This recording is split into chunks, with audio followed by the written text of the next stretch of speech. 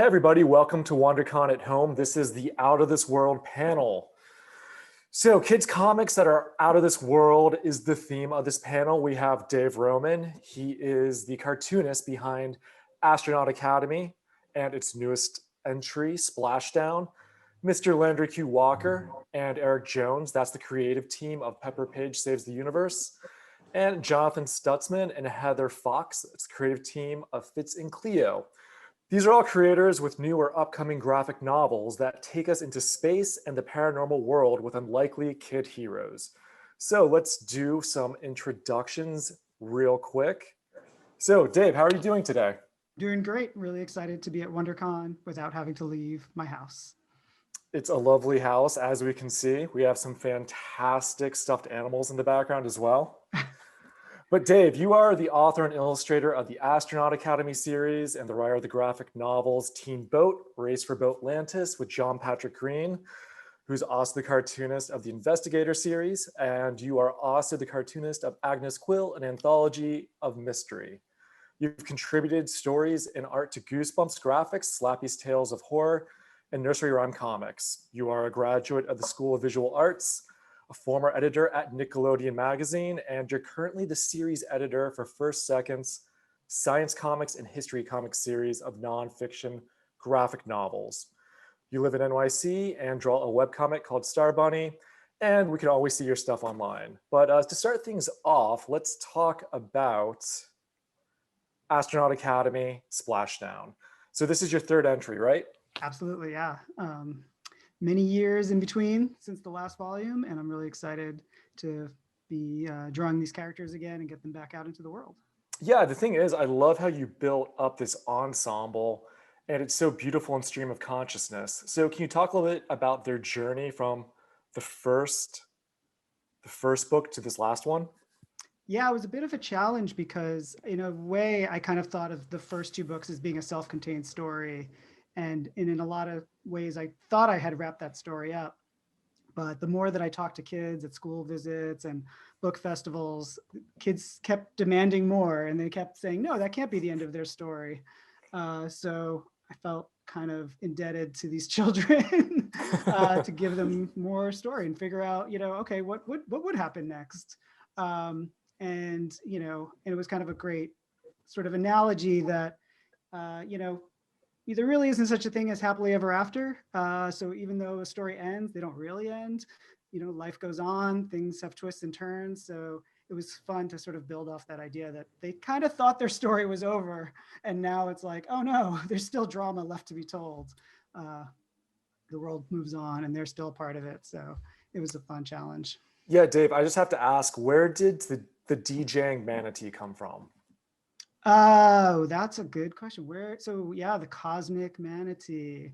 I knew that I wanted a creature that would sort of like symbolize like the life of a planet. And I tried to think of like really mysterious animals, and manatees just have that enigmatic quality that they seem really intelligent and mysterious, like they could be in on something deeper than we know about. And then they also seem kind of like funky. So I kind of went with this sort of like 70s Parliament funk vibe. So he's got like this big afro and he's playing a keyboard and it's, funky jams. It was a great tone setter for the book. Thank you. Yeah, thanks, Dave. Yeah, and also there's a spoiler, but the manatee gets sick, and I think that there's probably nothing sadder than seeing a manatee sort of sick. And true story, I remember seeing a manatee wash up on the shore of a beach once as a child, and that traumatized me. So that worked its way into the book. There's like a really sort of horrific scene where the manatee washes ashore, and that sort of like lets everybody know that like stuff just got real. Indeed. In a children's book. Well, it is out of this world, to say the least. Mr. Landry Walker, how are you doing, man? Good, how are you? I'm fantastic. Thanks for asking. So you are the New York Times bestselling author who has been making stories happen for over 25 years. You've worked on a lot of comics, man. Batman, Supergirl, Star Wars, Frozen, and most everything else. When you're not randomly punching letters on a typewriter, you can be found in your backyard, failing to grow pumpkins. Well, let me Yeah. ask, any success recently? No, well, I mean, I got a pumpkin about the size of my hand once, like that. That's about it. And then they die. And I take the seeds from that and I grow another one and it gets about that big and it dies. It's very sad. It's a cycle of pumpkin Okay. life. This is something where I think we could have our own panel. So next WonderCon, we're going to pitch that. We need to talk about pumpkins more in this industry. It's very important to the future. It's out of this world too. Yeah, absolutely. Yeah. Mr. Eric Jones, you are a frequent collaborator of Mr. Walker, but you've been drawing and painting since you were 2 years old. And I have to stop there. What was your first painting or drawing when you were 2? I'm not sure what my first painting was supposed to be. I recently actually just went through all my childhood art with my parents, and which was it was amazing that they'd hung on to it all this time. But I did draw a lot of Batman, Superman, Ultraman was a big one. So yeah, I was really into that stuff when I was maybe 3. So yeah, I've got a real trove of my earliest works, which I'll probably wind up publishing at some point. Look forward to that. But you've drawn everything from Star Wars to Batman to Supergirl to Phineas and Ferb. You have work with the Rock and Roll Hall of Fame legends Green Day and acclaimed filmmaker Henry Selick. And you once saw Corey Feldman at a party. Something I'd want to talk about you with if this was not a kids panel. You collect old toys, you listen to punk rock, and sometimes leave the house, usually for groceries, appropriate in this time. So, Landry and Eric, let's talk about Pepper Page. This released, was it last week or 2 weeks ago? Very recently, to say the least. I think 2 weeks. 2 weeks, yeah. That sounds about right. So I kind of love this because it's the definition of postmodernism for superheroes, but like really accessible. How'd you come up with this concept? I mean, I think that we really like the idea of exploring. I think it's been interesting being a fan of comics for, my entire life. Eric's been a fan of comics his entire life, and watching how fandom has transformed and how fandom allows people, a shelter, as it were, in some cases, a protective sphere, in some cases, coping tools. It certainly provided coping tools for me growing up. I had definitely, I used comics as kind of a refuge from problems. And kind of addressing that and using something a little bit meta commentary about a comic book character who's using comic books as their kind of anchor point to get through their daily life, and the benefits and problems that arise from that was just fun to explore, a little bit cathartic and enjoyable. Very cool. Eric, what was it like to draw this book? I'd like to draw this book. It was a thrill to draw this book, actually. I had spent a lot of years doing more kind of quote unquote adult comics, it's comics for adults. So it was, a more of an emphasis on anatomy and just keeping everything just so. And while I'm very proud of that work, the place that I live, I think, most creatively is as a cartoonist. And so I wanted to lean into that more and explore that kind of look more. So this was a blast to get back into this kind of artistic place. Yeah, I love how you were able to contrast the mundane with the sci-fi before doing the superhero. It's like you were able to hop from genre to genre and flex your different artistic muscles. Something I really did intentionally with this book. I was trying to subtly play with the art style throughout the book, scene to scene. So, I tried to keep it cohesive at the same time, which was kind of a tightrope walk. But I was looking to do things, with, for example, in the opening of the book, it's the main character, Pepper, is going through some dark times, and she's not happy in her world. And I wanted to kind of emphasize that with the artwork and kind of keep the colors a little on the muted side, and just kind of not do anything too shiny, nothing that was too happy making. And then later on in the book, when we get into more of the sort of superheroics and that kind of stuff, I tried to really start throwing in the effects and like really jazz it up and make it, you know, more fun visually. And also, people can see your process by going to the First Second Sketch Goal YouTube page for First Second, right? Yeah, I made a video where I drew all the main characters from the book, the villain, the heroes, the whole 9 yards. It's fantastic. Thank you, Eric and Landry. Mr. Jonathan Stutzman, how are you doing, man? Doing great. I'm so happy to be at WonderCon and happy to talk with all of you. Yeah, I feel like we both have glasses envy right now because we are alone in that respect. We do. We probably are the least likely to spot a meteor if it was falling to destroy us all. Or to see ghosts with cats. Exactly. But you are an award-winning filmmaker and a picture book author. You're the author of numerous books for children, including Don't Feed the Coos, Santa Baby, the Llama Trilogy, and the Tiny T-Rex series. You've received your master's at Temple University for film and digital media, and you live in, oh dear, Lidditz? Yeah, you got it. Okay, all right, Pennsylvania, with your wife, who is standing right next to you, and Miss Heather Fox. Heather, how are you doing? I'm great. How are you? Just fantastic. Thank you for asking. You are an illustrator and graphic designer who's been making art ever since you can remember. You're the illustrator, similarly, of a lot of books you've worked on with your husband, Don't Feed the Coos, Santa Baby, and the Llama Trilogy. When you're not drawing, you can usually be found exploring the great outdoors with your camera. So let's talk about Fitz and Cleo. This is your first graphic novel, right? Yep. So Yeah. what was it like going from the open page of a picture book to sequential art? Do you want to start off, Heather? Yeah, gladly. So for me, I wasn't quite sure what the process would be like because up until Fitz and Clio, I had only worked on picture books. But I found with doing like a graphic novel, I actually found it almost easier than making a picture book just because of panels, and you have so much more time to convey like humor or dialogue in a scene, and I just found it like really fun to do.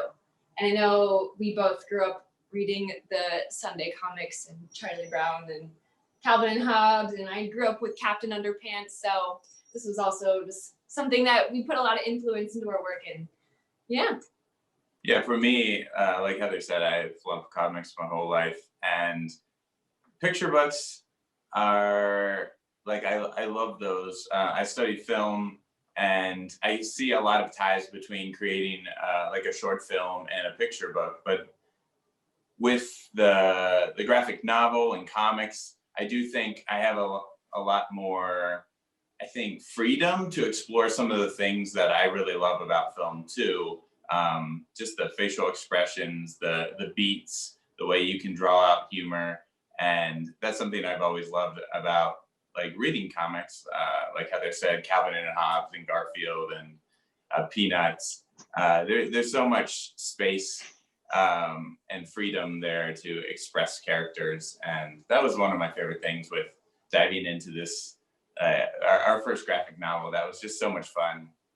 Well, let's talk about this graphic novel. You mentioned Garfield and Calvin and Hobbes. This is a very cat-centric graphic novel. Can you talk about it a little bit? Yeah, it's funny because neither Heather and I don't love cats. We have a dog. It's not that I like dislike cats. You can dislike cats. It's okay. I love kittens. I think kittens are so adorable.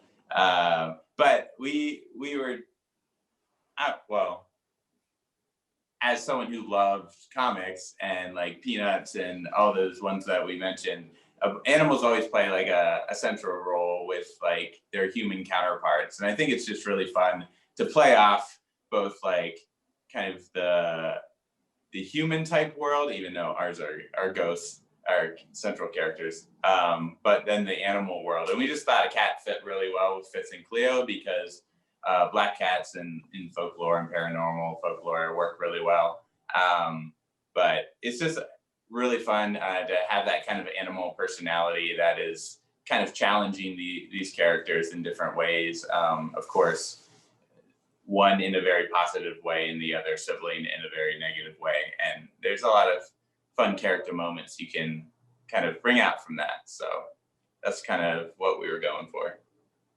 So Landry and Eric, you guys are also lovers of cats, I would assume. Do you have the same affinity since one plays a very prominent role in your graphic novel? You want to take this, Eric? You take this. Okay. Yeah, I'm a big cat person, honestly.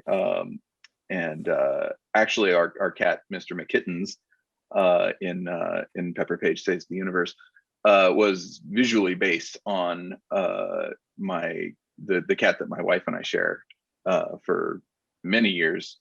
Sadly, she has met with the great beyond, but she lives on in the form of Mr. McKittens. She is eternal now. Yes. About that is the name of McKittens was named after my cat, who's Mary Bell McKittens, also Marbles McKittens. But her personality is a cat that Eric knows well, was based in part off of JoJo, different cat. So there's like 3 cats in that cat. Yeah, no, it's cool. Is what we're really nailing down here. Yeah. It was a lot of fun to have. Like, cats are inherently mysterious, I think. And using a cat as a character, there's all sorts of kind of unexpected directions you can go into, and there's an adorable quality, but also kind of that semi-feral quality that's a lot of fun to play with. Very cool. So I'm going to ask some general questions.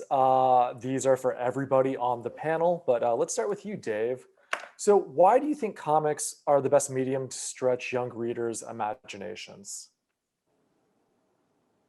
Oh, fine. Ask me the science question. I don't know, honestly. I just think kids gravitate towards comics. It's just one of these like natural things. Like I'm never surprised when I meet an author who says, "Oh yeah, I read comic strips as a kid." It just seems like we all gravitate towards them, and something about it is reciprocal. There's something about comics that invites you to participate. So it's like, don't just read me. Don't you want to make your own?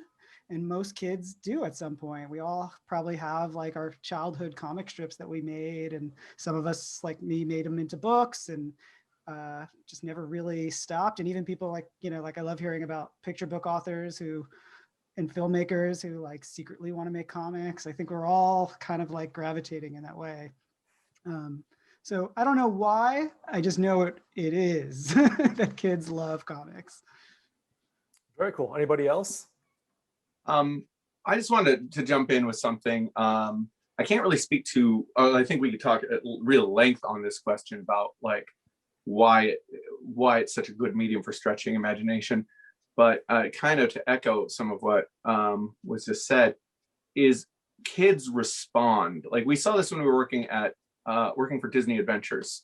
We would put the word we wouldn't, our editor, Steve, would put, or somebody would put the word comics on the cover, and they'd see a massive sales spike. The time children gravitate towards the visual storytelling in a way that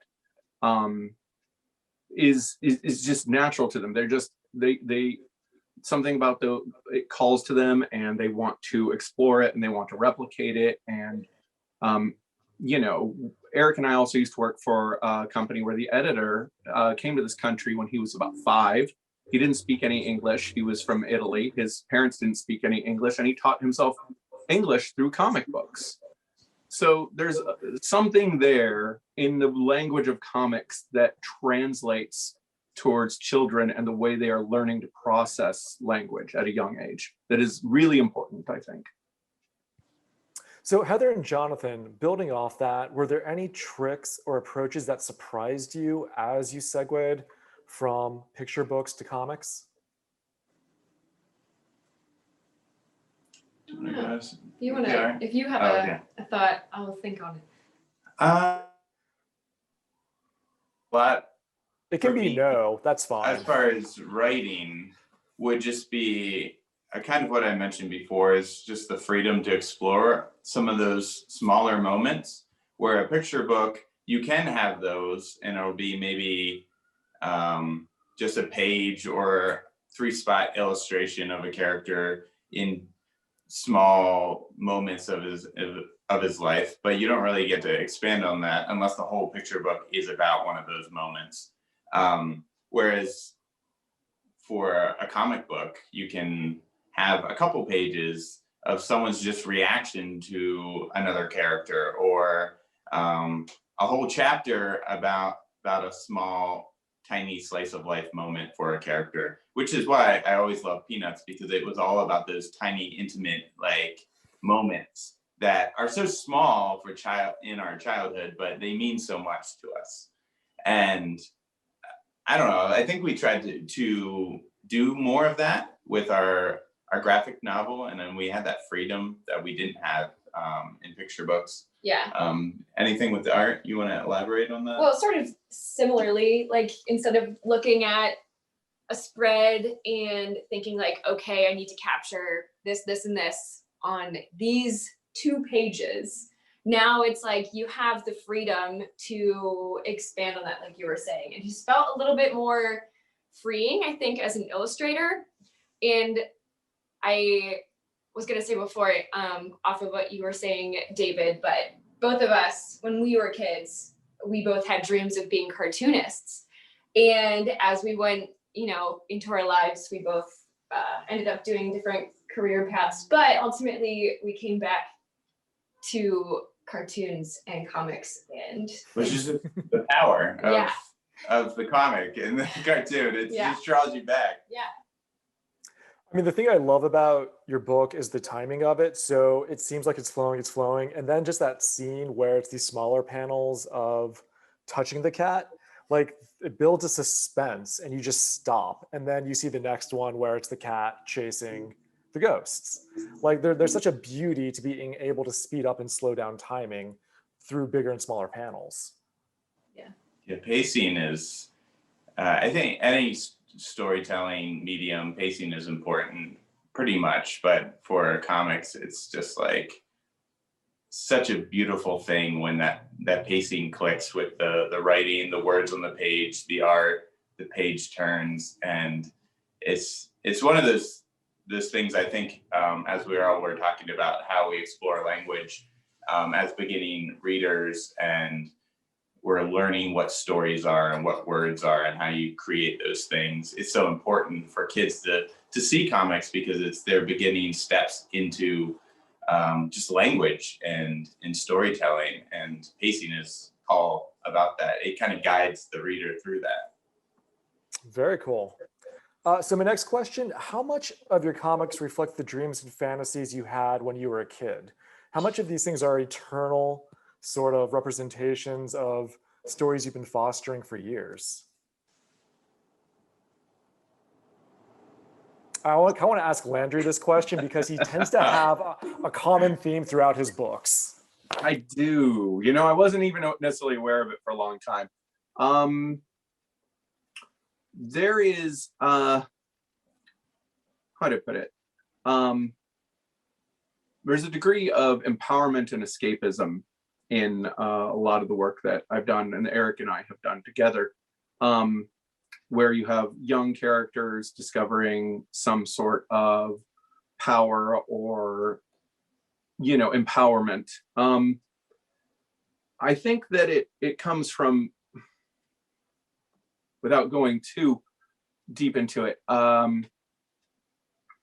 children need to feel some control over their lives. And so when we're young, we look for it, we imagine it, we daydream about it, and we kind of play out scenarios in our heads in ways that we could have control over our surroundings and our environment. It's not always an easy thing. And I think that comic books, for me, comics are kind of an extension of that. They were both my escapism as a child and an ability to kind of pass that tool along to others who might need it. Does that make any sense? Makes so much sense. Okay. Dave, if you were one of the characters in your books, who would you be? Do you fit into your universe? Perhaps. Yeah. It's hard to say. I mean, I'm probably an amalgam. Like I think you put yourself into all of your characters to some degree. And I think what's nice about Astronaut Academy, and perhaps all of my work at this point, is that I do tend to write about quieter characters, which is something that I didn't see a lot of on TV or in books. I think often cartoon characters have to be loud, expressive, or like Landry was saying, like the character is coming into their power, and that is a wish fulfillment thing that a lot of kids have. But I think what I've sort of carved out my niche is like the sort of quieter, timid, sort of repressed wallflower characters, who are sort of part of that, part of a bigger story, and part of, sort of, they do help change destiny or whatever, but without necessarily having to be like the strongest person or the loudest person or whatever. So I think that's where my identity comes into the characters, is that like Hakata Soy, who's the main kid, he is a space hero, but he spends a lot of the time sort of insecure and unsure of himself and not sure if his friends why aren't his friends answering his calls? And that kind of like insecurity that I think a lot of people can relate to. And it's just kind of fun that it's like he's this space hero, but he's got these like really mundane sort of dramas. That adds so much humanity to it. It makes it so much more relatable.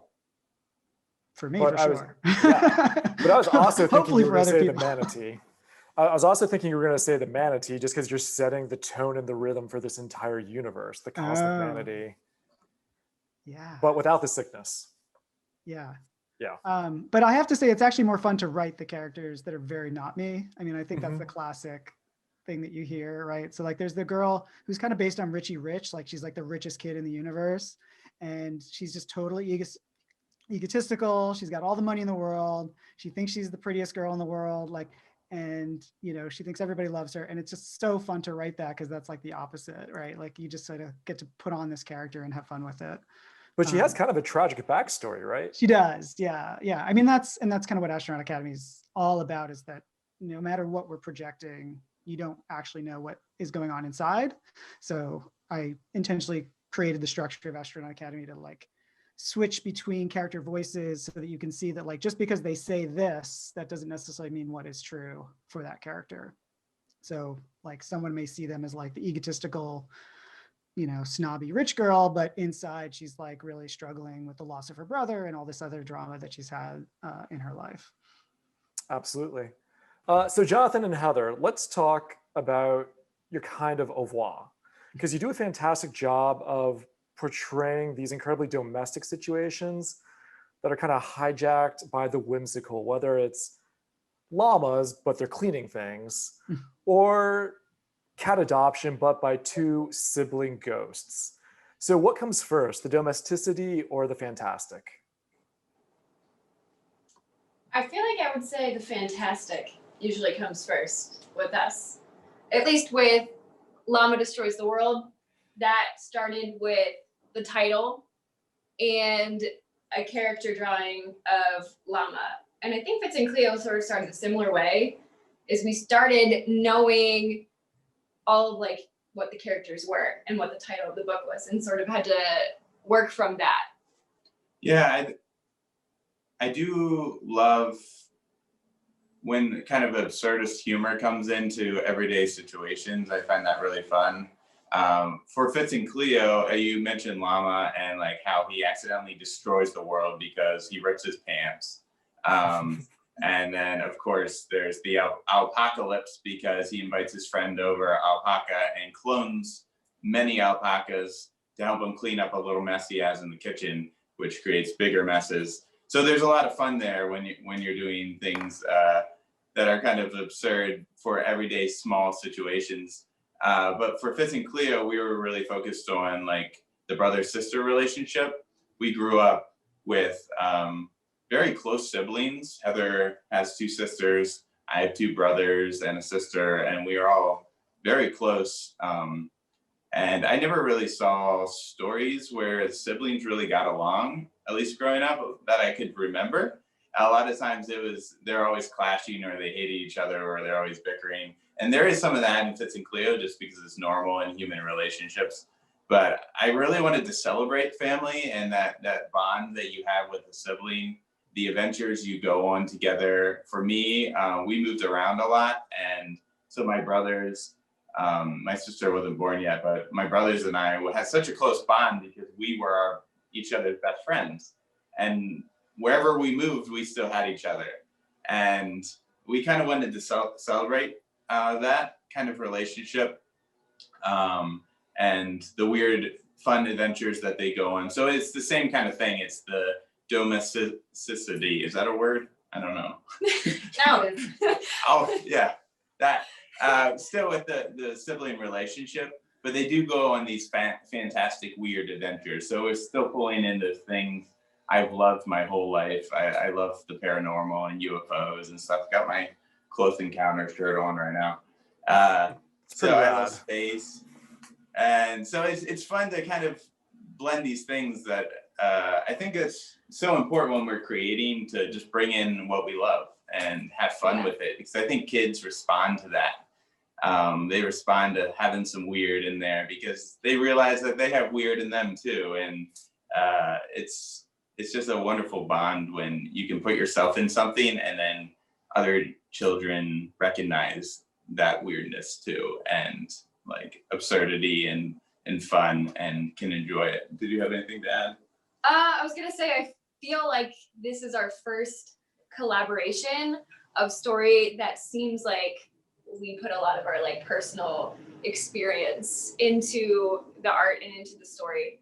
I feel like you unknowingly wrote your own experience with the cat. And there's a scene that was shown where Fitz goes to pet the cat, and then everything's going fine. He pets the cat, and then the cat suddenly turns on Fitz and chases him, which actually happened to John. I don't know if you before you said that, I was like, holy crap. Yeah. I was attacked by a cat in my life, and that was in the book. And I just had this epiphany now. So Cleo, the sister, loves this cat, and it's like always amazing, and just like loves her and does everything perfectly for Cleo. But for Fitz, he can do no right with the cat. Like the cat is always like turning on him when he least expects it, kind of like bringing him in, like, oh yeah, we can become friends. Now I'm going to attack you. So I had one of those moments where I was chased through the entire house. My sister's cat just like turned on me, and just like, I was a full grown man at the time, and it was just like coming at me and like hissing, and its tail got huge and attacking me. I ended up on the couch and just like screaming my head off as it was like jumping up, flying at me without any claws. So yeah, it was just like this terrifying moment, even though I don't have any ill feelings towards the cat. And I was like, what is happening? But yeah, it turned up in the comic book. I didn't even realize till right now. They sneak in on you. Well, I'm surprised the cat is not a ghost in your book as well, based on your experiences. I think we have time for one more question, so I'll make this a group question. So where do you see as the next frontiers where you can challenge young readers in comics? What would you like to see more of in comics that might not be there right now? And I'll leave this open. Anybody who has an idea can go for it. I mean, a lot of things I'd like to see in comics have been happening. I've been working in comics a long time, and seeing the shift, ironically, since Eric and I did just do a superhero book, it's not really about superheroes so much as about finding yourself, like discovering your own strength. Comics that are exploring genres that are breaking out of what has become the traditional role of comics of the superhero, of the Marvel and DC comics, about also, I mean, everything we're talking about that everyone here has done, I guess except me and Eric right now, is very exciting to me. That comics will speak to more readers, to more children, to more young readers, and give them more if we allow more diversity in who's making the comics, what the comics are about, who the characters are. And I think that's just such a great thing to see happen. Yeah, absolutely. Eric? That too, springboarding off what Landry's saying, I feel like, you know, I'm just going to go ahead and promote everybody on the panel here and just say that what is happening here amongst all of us is I think, you know, is the future of comics, because for the longest time, especially with kids comics, they were frankly not very good. And we're starting to see more and more comics that are aimed at younger readers that are good stories and that are well produced. And I think there's really, you know, not just a market there, but a need for that. I think kids deserve good comics. I think kids are smart. I think kids know when you give them something that's subpar. And I feel like, you know, that's the ultimate goal, really, is to just make good work for people. I just want to say that I long for the distribution methods of yesteryear.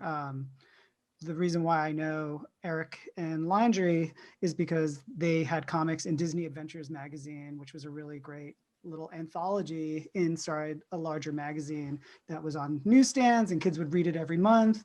And they did Kid Cosmic, and I think you guys did Little Gloomy run in there too at one point. So a lot of kids were introduced to these characters and this work, you know, in their homes and supermarkets. And I miss that, you know, the Sunday funnies way of just like, you know, things just showing up in your house and kids getting exposed to comics, because that's how a lot of us discovered comics in the first place. Now, luckily, there's librarians who are on the case and they're introducing comics to kids and they're getting them in schools and stuff, which is awesome. But I guess this is a segue to mention that Mika Song, who did a book called Donut Feed the Squirrels, started this really great comics newsletter where parents can sign up for it and they get comics like in their inbox every week. And that was sort of an attempt to sort of like recreate the Sunday Funny model. So yeah, if you guys go to sundayhaha.com, you can subscribe for weekly comics from a lot of different comic creators. That's great. Jonathan, Heather? Well, I was going to say, since I still feel relatively new to that, is that what you were going to say too? Yeah, especially with all of you veterans with all your years of experience and amazing content you've made. Yeah. We feel like I feel babies. like there's still so much for us to read, and there's so much stuff out there that we have yet to discover and learn how Yeah. to make even better comics ourselves. That we're still learning from all of you, and we're still inspired from you guys. So we're just excited to be in a place where people are making amazing comics, like you said, Eric, and not just for kids, but for, I feel like, adults as well, for creators to then be encouraged by and inspired by to create unique, diverse things themselves. I don't know, did you want to finish that thought before I go? Go for it. Oh, okay. Well, yeah, I just think it's so important to have more voices in the pool, so we get unique stories and just that those beautiful things that are so unique to different children. So we're hitting all those things: weirdness, humor, emotion. All those things are so important for our development as humans, as kids. But also, there's still the stigma about comics and graphic novels that's kind of sad to me, that they're not real literature, or they're not good for kids to read. Like, oh, read this novel, or read this special like nonfiction book. Not that there's anything wrong with those either, but like there isn't anything wrong with comics or graphic novels. Like, they're so important, and you can see through the people that have been inspired by them and creators how important they were to each of our lives. And yeah, I'm just grateful for the educators and parents and librarians that like do allow these things to be read and to promote them, because it's so important for our growth as people and as storytellers.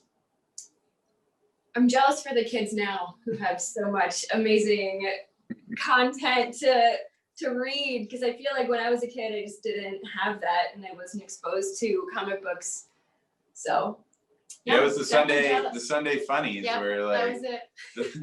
like you said, David, it's just like where a lot of us discovered that. So Very cool. Well, that seems like the perfect note to end this panel on. I'd like to thank our panelists, Mr. Dave Roman, the cartoonist behind Astronaut Academy, Mr. Landry Walker, and Eric Jones, the cartoonist behind Pepper Page Saves the Universe, and Mr. Jonathan Stutzman and Miss Heather Fox, the team behind Fitz and Leo. Thank you all so very much. Thanks. Thank you, Sean. It's my pleasure. thanks so much, Sean, and Thank you for all. WonderCon at home for having all of us.